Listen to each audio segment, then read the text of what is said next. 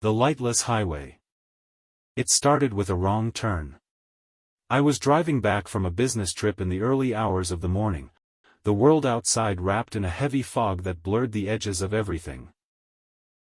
The year was 1930, but the road felt older. Older than the car I was driving, older than the cracked map folded on the passenger seat, older than time itself.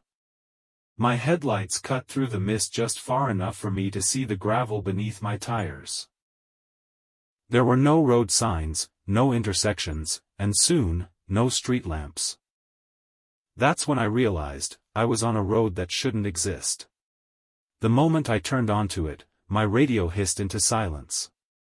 The compass on my dashboard spun once and then stopped, dead center. My pocket watch had frozen at exactly 12:17 a.m.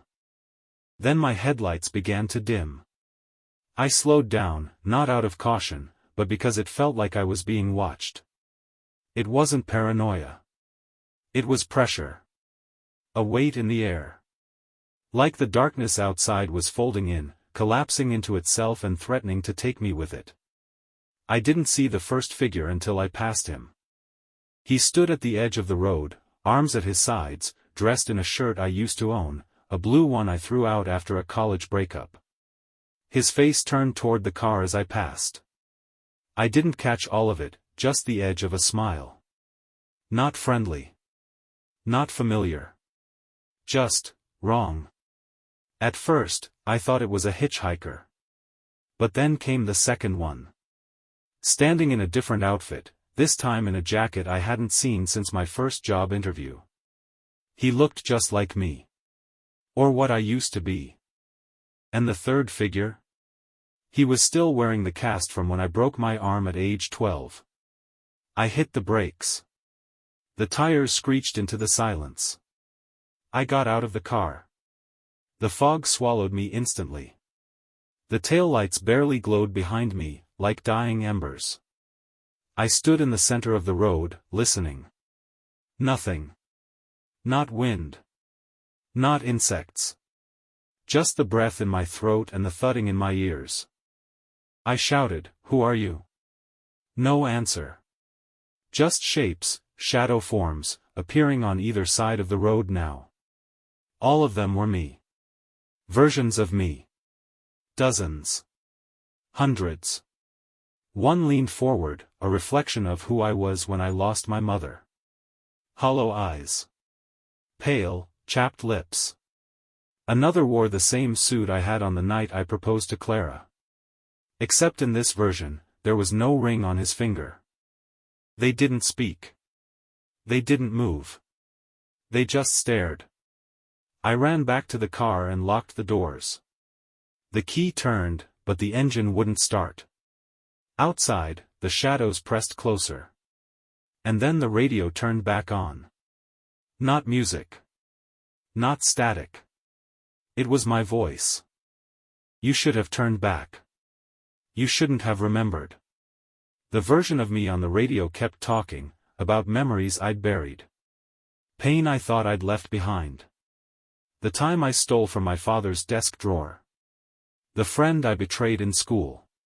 The night I nearly didn't stop that car on the icy bridge. And one memory I didn't recognize at all. A woman's scream. Blood. A road very much like this one. That last one chilled me. Because I had no memory of it. Or I thought I didn't. But the voice on the radio insisted I did. You drove this road once before, it said. You just forgot what you saw at the end. I grabbed the map from the seat, desperate for orientation. But the paper was blank now. Just empty yellowing parchment. Not even ink. I opened the door and stepped out again. And now the shadows had moved. They were blocking the road. I shouted at them, at me, but they remained still. Then one stepped forward. This version of me had scars on his hands. Fresh ones. His eyes were sunken. Mouth stitched shut. Literally, like someone had sewn it closed with coarse black thread. He raised a hand and pointed behind me. I turned. There was another figure standing just behind the car now. But this one wasn't me. It was a girl, maybe 6 years old. Her dress torn, her face bruised. And her eyes, God, her eyes were empty. She opened her mouth. No sound came out. Then she pointed too. At me. The shadows whispered now. A low, rustling sound that shook the leaves I couldn't even see. And the message was clear, remember. The girl took a step forward. I stepped back. She opened her mouth again. Her lips moved. I read them. You left me. I didn't understand. I didn't remember. But the moment she spoke, a flash hit me like lightning. I saw the girl again, in the back seat of an older car. A storm raging outside. A man at the wheel. Me. My hands gripping the steering wheel, hard. Don't look back, I had whispered. I saw myself abandoning the car. I saw the child scream. I saw myself running. Running down a road with no lamps. The memory collapsed over me. I had driven this road before. In 1930. And someone had died. Not by accident. But by choice. Mine. The shadows didn't move closer now. They didn't need to. I knelt on the road, cold gravel digging into my palms. Why? I asked, to no one. The radio in the car hissed again. This time, the girl's voice came through. You promised to protect me.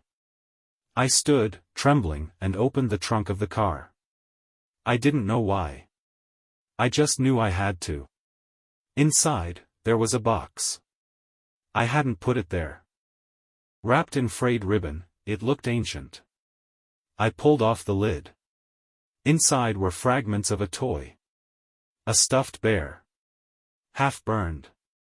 Blood on the fabric. And something else, a photograph. Torn in half. On one side, the girl. Smiling. On the other, nothing. It was a photo I'd once torn myself out of. The lights flickered on again. The street lights. All at once. But now the road looked different.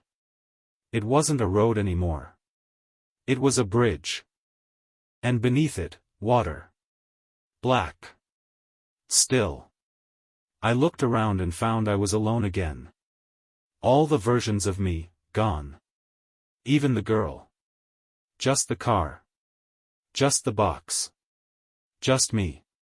I got in, engine roaring to life like it had never died. The headlights flicked on. The compass spun again, then stopped. Due north. I drove. I didn't look in the rearview mirror. I couldn't. But I knew the road hadn't ended. It had only changed. And somewhere ahead, the next memory waited. Or the next version of me. Or the end. Whichever came first.